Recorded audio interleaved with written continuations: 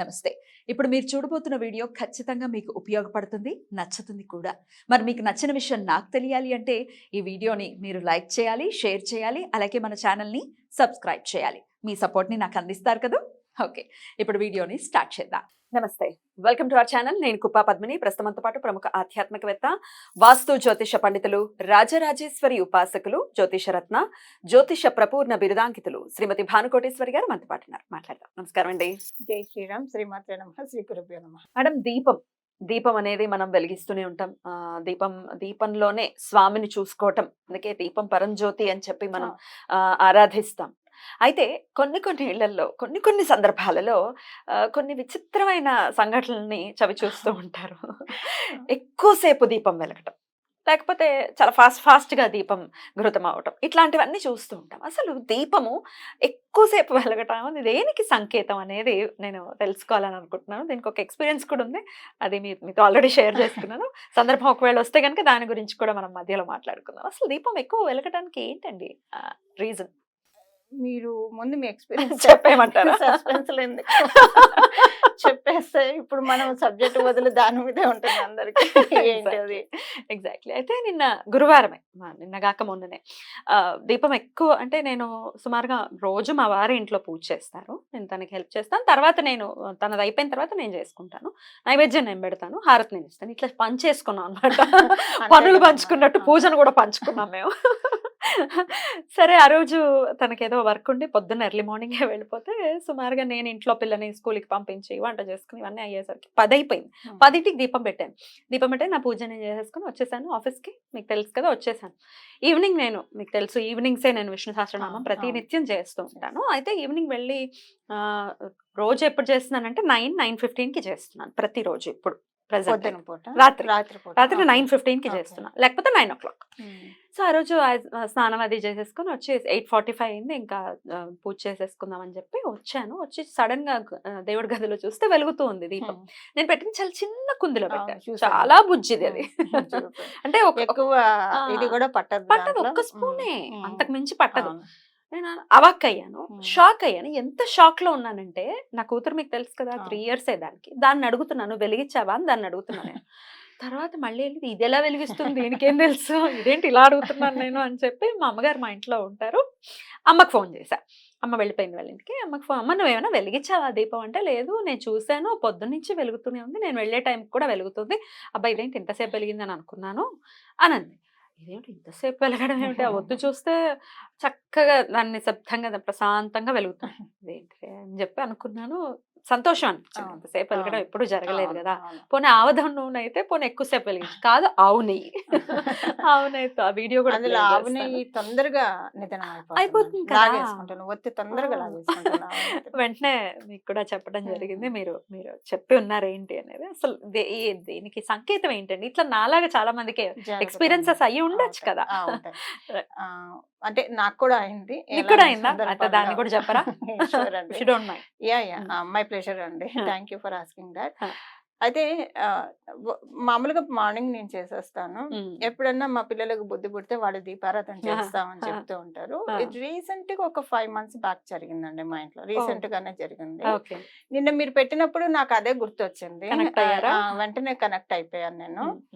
మా పెద్ద పాప, అమ్మ నేను కూడా దీపారాధన చేసుకోవచ్చా, మధ్య మధ్యలో వాళ్ళిద్దరు చేస్తూ ఉంటారు, చేసుకోవచ్చు అంటే, ఎందుకు చేసుకోవద్దమ్మా చక్కగా చేసుకో అని చెప్పని వేరే కుందీలో వచ్చేసింది. అది మీరు చెప్పినట్టు చిన్న కుందీలో చేసింది, ఎందుకంటే పెద్ద కుందీలో నేనే చేసేస్తాను. చాలా చిన్న కుందీలో చేసింది. సాయంత్రం రాత్రి 10 వరకు అది వెలుగుతూనే ఉందండి.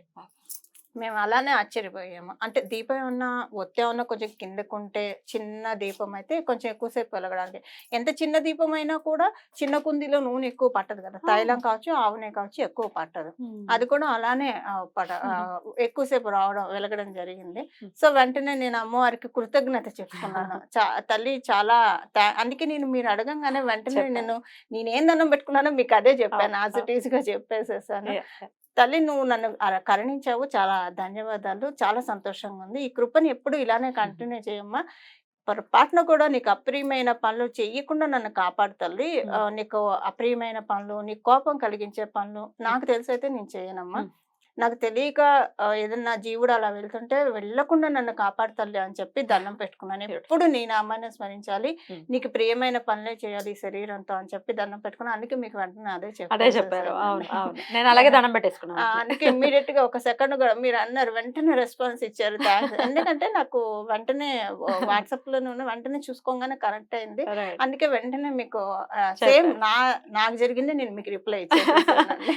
Right, right, right. సో ఇది Beautiful. చాలా మంచి సంకేతం హా. పద్మిని. ఉమ్, ఎప్పుడైనా దీపం బాగా వెలుగుతూ ఉంటే చెట్టుకి, ఇప్పుడు మీకు ఇంతకు ముందు కూడా మీరు చెప్పారు ఒక 6 months బ్యాక్, ఉమ్, బ్రహ్మకమలం వెంటనే పూయదు, ఉమ్. మళ్ళీ వెంటనే పూసింది. 3 months లోనా 3 months 2 లో. months 3 లోనా? months ఏ. 3 ఉమ్, months లో పూసింది ఉమ్, అన్నాను. ఉమ్, ఇవన్నీ లక్ష్మీ ప్రదాలు పద్మిని. ఉమ్, ఎప్పుడైనా అందులో బ్రహ్మకమలం అంటే మామూలు చెట్లు అంటే పోనీ మనం కొంచెం ఎరువు వేసి సేంద్రియ పద్ధతిలో పెడితే పూలు రావచ్చేమో, అది అలా అదైతే కాదు. రాదు కదా. అవును. సో ఖచ్చితంగా మనం నిష్కల్మషమైన భక్తితోటి నిర్మలమైన మనసుతోటి భగవంతుడితో కనెక్ట్ అయ్యి ఉంటున్నాం అని చెప్పి భగవంతుడు మనకి పంపించిన ఇండికేషన్ అన్నమాట ఇలాంటివన్నీ కూడా. So so beautiful. భగవంతుడి దగ్గరికి ఎప్పుడు వెళ్ళినా సరే శరీరాన్ని శుద్ధి చేసుకుంటాం, ఆ. ఇది కూడా శుద్ధి చేసుకోవాలి. సో ఇలా శుద్ధి చేసుకున్నారు, ఆ విషయాన్ని నేను నోటీస్ చేశానని భగవంతుడు మనకి చెప్పే విషయాలే ఇలాంటివన్నీ అన్నమాట. ఇదనే కాదు, పడుకున్నప్పుడు అమ్మవారి కల్లోకి వచ్చినా, ఎవరైనా దేవీ దేవతలు కల్లోకి వచ్చినా, మనం దేవాలయానికి వెళ్ళినట్టు కల్లోకి వచ్చినా, పూలు తుంచుకున్నట్టు కల్లోకి వచ్చినా, ఎవరైనా చక్కగా పుణ్యశ్రీ చక్కగా ఇంత నుదుటిని ఇంత కుంకుమ పెట్టుకొని వచ్చి మనకి పూలు ఇచ్చినట్టు కల్లోకి వస్తే అమ్మవారు ఇచ్చినట్లే అది. అక్కడ ఇచ్చిన వనిత కాదు అమ్మ, ఎందుకంటే స్త్రీలందరూ కూడా అమ్మవారి స్వరూపాలే, yeah. ఖచ్చితంగా శక్తి స్వరూపాలే స్త్రీలందరూ కూడా. Right. అందుకే స్త్రీలను గౌరవించమని మన పెద్దలు ఎప్పటి నుంచో చెప్తూ వస్తున్నారు. Right. సో ఇవన్నీ మనకి శ్రీలక్ష్మి అమ్మవారు అప్పీజ్ అయ్యి ఉన్నారు అని చెప్పడానికే సంకేతాలు. పూలు కూడా బాగా విరక్కాస్తాయి ఒక్కొక్కసారి. తులసి కొట్ట బాగా పచ్చగా చూడంగానే ఎంత గుబురుగా అబ్బా మనకి మనసు ప్రశాంతంగా అనిపించేట్లు ఉంటుంది. మన ఇంటికి చాలా మంది వచ్చి శుభవార్తలు షేర్ చేసుకుంటూ ఉంటారు, శుభలేఖలు వస్తూ ఉంటాయి, శుభవార్తలు షేర్ చేసుకుంటూ ఉంటారు.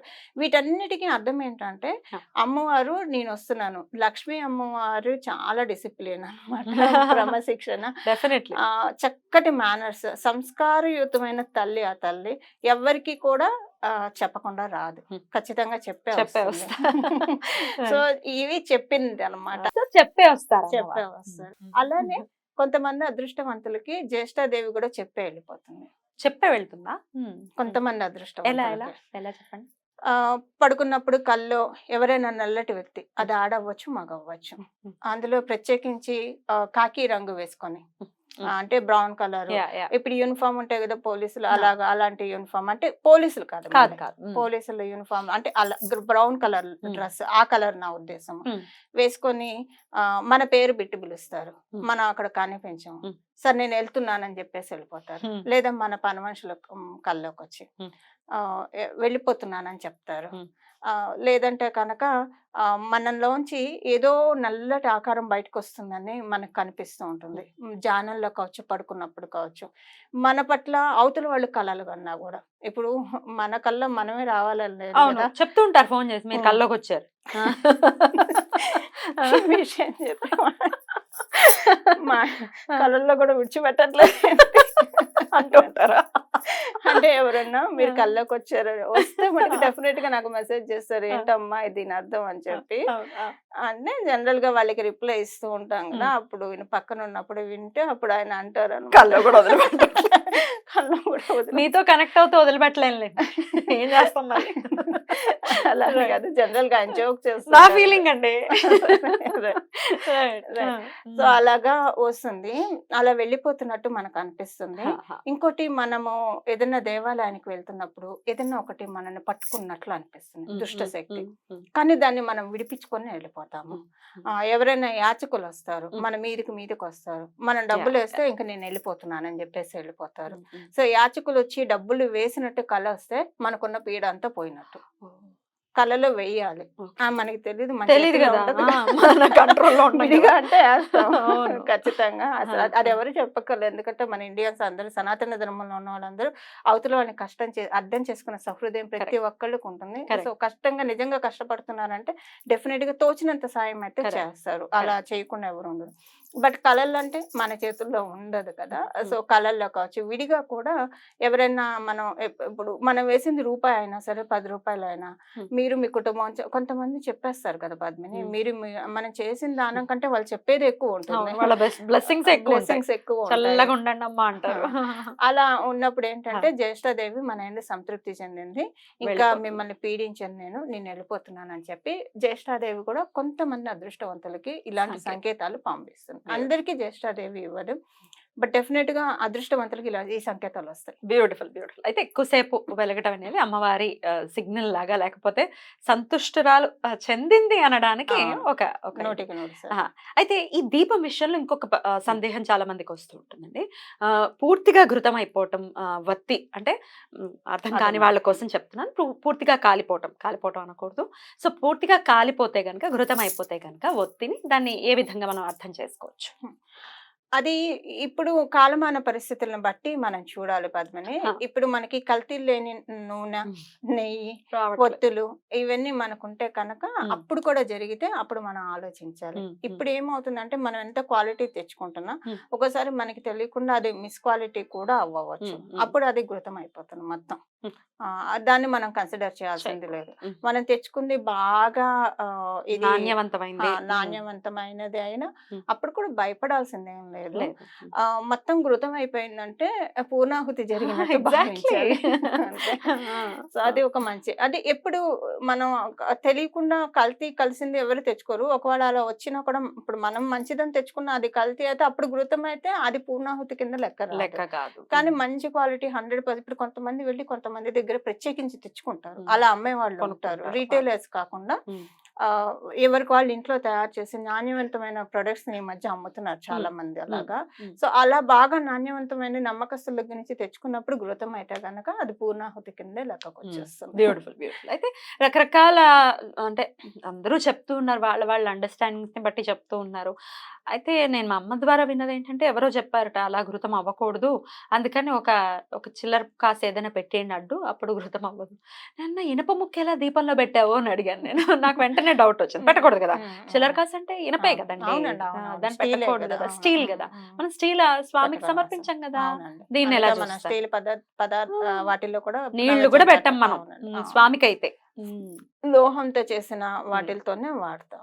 అలా పెట్టకూడదు కదండి దీపంలో కాసులు పెట్టేయటం. కాకపోతే బియ్యం వేయచ్చు. బియ్యం వేస్తే ఏంటంటే ఒక్కోసారి మనం ఒత్తి వేసినప్పుడు ఆ ఒత్తి కిందకు దిగిపోతూ ఉంటుంది, జారుతూ ఉంటుంది. అలా జారకుండా ఉండడానికి ఉపయోగపడుతుంది. చంద్రబలం పెంచుకున్న వాళ్ళం దీపంలో బియ్యం వేస్తే ఈ పూర్తిగా ఘృతం అంటే ఇలాగా టెన్షన్ ఉన్న వాళ్ళకి అది కూడా ఆగిపోతుంది. అయితే అలా మనం ఒక చిన్న టిప్ ఇది ఫాలో చేయొచ్చు. రైట్ రైట్, బ్యూటిఫుల్ గా ఎక్స్ప్లెయిన్ చేశారు. సో చాలా చాలా సంతోషం అనిపించింది. ఎప్పుడు జరగనటువంటి అంశం, కాకపోతే లాజిక్ కూడా ఒకసారి మనం మాట్లాడుకుంటే ఇందాక అనుకున్నట్టుగా ఒత్తి ఎక్కువ పెయిన్ చేస్తే కూడా ఎక్కువ దీపం వెలుగుతుంది అనేది విన్నాను. అంతేనా, ఇంకేమైనా లాజిక్స్ ఏమైనా ఉంటాయా? ఎక్కువసేపు పెయిన్ చేసినా కుంది చిన్నది, తైలం లేదు, ఎలా వెలుగుతుంది? ఒత్తి వెలగాలంటే ఆధారం ఉండాలి కదండి. సో ఆధారం లేకుండా ఎలా వెలుగుతుంది? సో దీంట్లో లాజిక్ లేదు, ఓన్లీ మహిమే మ్యాజిక్, అమ్మవారి మ్యాజిక్. కొన్నిట్లకి మనం లాజిక్ లో వెతుక్కుంటూ, ఎందుకంటే అందులో దైవ సంబంధిత విషయాల్లో అమ్మవారు మనకి చెప్పినప్పుడు అది ఖచ్చితంగా మహిమే.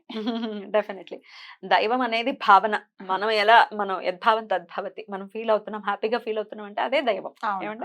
నేనైతే అలాగే తీసుకుంటాను. అయినప్పటికీ నివృత్తి చేసుకోవాలి అని అడగడం జరిగింది. చాలా చాలా బ్యూటిఫుల్ గా తెలియజేశారు. సో ఇట్లా సంకేతాలు అందరికి కలగాలి, చాలా బ్యూటిఫుల్ గా నాకు ఎక్స్ప్లెయిన్ చేశారు. సంతోషపడతారు కాబట్టి మీకు జీవితంలో ఇలా ఎప్పుడు అవతల వాళ్ళ సంతోషాన్ని మనం కోరుకుంటే భగవంతుడు మన సంతోషం, అంతే కదా, గివ్ అండ్ టేక్. బ్యూటిఫుల్ అండి, చాలా బ్యూటిఫుల్ గా నాకు ఎక్స్ప్లెయిన్ చేశారు. Thank you so very much అండి. నమస్తే. మంగళం. నమో భగవతే వాసుదేవాయ.